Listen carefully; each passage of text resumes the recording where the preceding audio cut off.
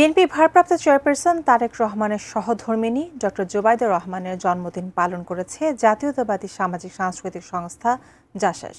বৃহস্পতিবার বিকেলে রাজধানীর নয়াপল্টনে বিএনপির কেন্দ্রীয় কার্যালয়ে জাসাস এই আয়োজন করে।